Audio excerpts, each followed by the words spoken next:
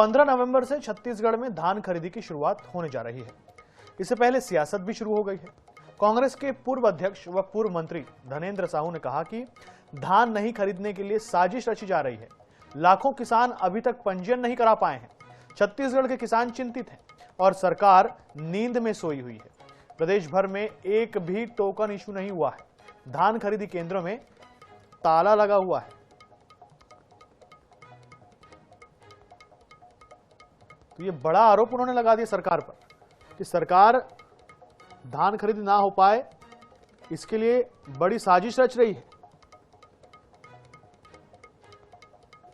Token नहीं मिल रहा है, किसानों का पंजीयन नहीं हो पा रहा है, धान खरीदी केंद्रों में ताले लगे हुए हैं।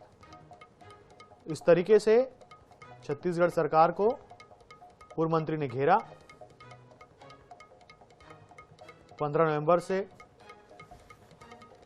नवंबर से शुरुआत होने वाली है धान खरीदी की। विशेष संवाददाता गौरव शर्मा हमारे साथ जुड़ गए हैं और हम उनसे जानते हैं क्या है ये पूरा मामला। गौरव, 15 नवंबर से धान खरीदी शुरू होने वाली है, लेकिन जिस तरीके के आरोप विपक्ष ने सरकार पर अब लगाए हैं वो बहुत संगीन है। क्या है सच्चाई, आप जरा बताइए।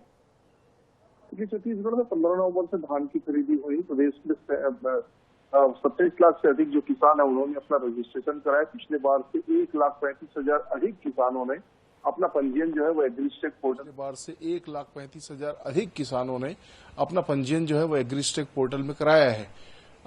टोकन तुहर हाथ पोर्टल में उन्हें टोकन देने की व्यवस्था की गई थी। इस पोर्टल के माध्यम से ऑनलाइन टोकन दिया जाना है। एक बार में किसानों को 3 टोकन दिया जाना है, जो अलग अलग तिथियों के हिसाब से टोकन दिया जाना है। इसकी जो शुरुआत थी वो लगभग 10 तारीख से होनी थी, लेकिन ये जो टोकन की प्रक्रिया है वो अब तक के शुरू इसलिए नहीं हो पाई है क्योंकि जो सहकारी समितियों के कर्मचारी हैं वो लगातार आंदोलनरत हैं।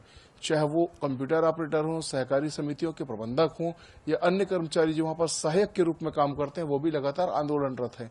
यही वजह है कि कांग्रेस अब इस बात पर सवाल उठा रही है कि एक तरफ प्रदेश में राज्य सरकार की ओर से रिकॉर्ड धान खरीदी का लक्ष्य तय किया गया है। ये माना जा रहा है कि इस बार राज्य सरकार 160 लाख मीट्रिक टन धान की खरीदी करना चाहती है। इसके लिए तैयारियों का दावा किया जा रहा है। सहकारी समितियों की संख्या भी बढ़ाई गई है, लेकिन दूसरी तरफ सहकारी समितियों के जो कर्मचारी हैं, चाहे प्रबंधक हो, चाहे सहायक हो, चाहे कंप्यूटर ऑपरेटर हो, वो लगातार आंदोलन कर रहे हैं। उनकी विभिन्न मांगे हैं, जिसमें सुखद को लेकर भी मांगे हैं, समर्थन मूल्य को लेकर भी मांगे, कई तरह की जो उनकी मांगे हैं उसको लेकर वो लगातार प्रदर्शन कर रहे हैं। ऐसे में टोकन भी जब नहीं बट पाया है तो 15 नवंबर से धान की खरीदी कैसे होगी, इस बात को धनेंद्र साहू कह रहे हैं। साथ ही साथ पूर्व मुख्यमंत्री भूपेश बघेल भी कहते नजर आ रहे हैं और साथ ही साथ पीसीसी चीफ दीपक बैज भी कह रहे हैं।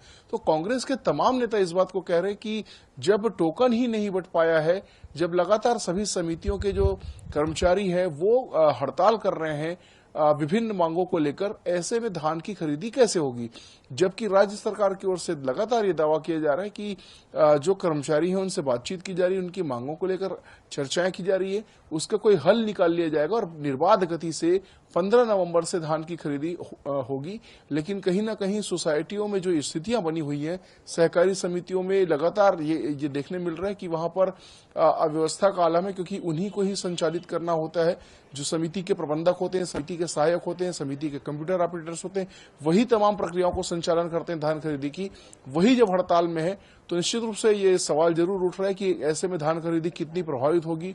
शासन का एक अलग दावा है कि बातचीत की जा रही है, उनकी मांगों को लेकर सहमति बनाने का प्रयास भी किया जा रहा है। तो ऐसे में संभव है कि कोई हल निकाल लिया जाएगा। लेकिन फिलहाल तो सवाल इस बात को लेकर है कि जब प्रबंधन जो है पूरा सहकारी समितियों का, वो जब हड़ताल कर रहा है, जब लगातार उनका आंदोलन चल रहा है, ऐसे में धान खरीदी कितनी सुलभ होगी, ये जरूर सवाल उठा रहा है। बिल्कुल, किसी विकल्प पर सरकार को काम करना चाहिए, क्योंकि आज 12 नवंबर हो चुकी है और 15 तारीख को धान खरीदी शुरू होने वाली है। ऐसे में सरकार को बिल्कुल जल्द से जल्द कुछ करना चाहिए, क्योंकि ये जो योजना है ये सरकार की एक महत्वाकांक्षी योजनाओं में से एक है। गौरव, आपका इस जानकारी के लिए बहुत बहुत धन्यवाद।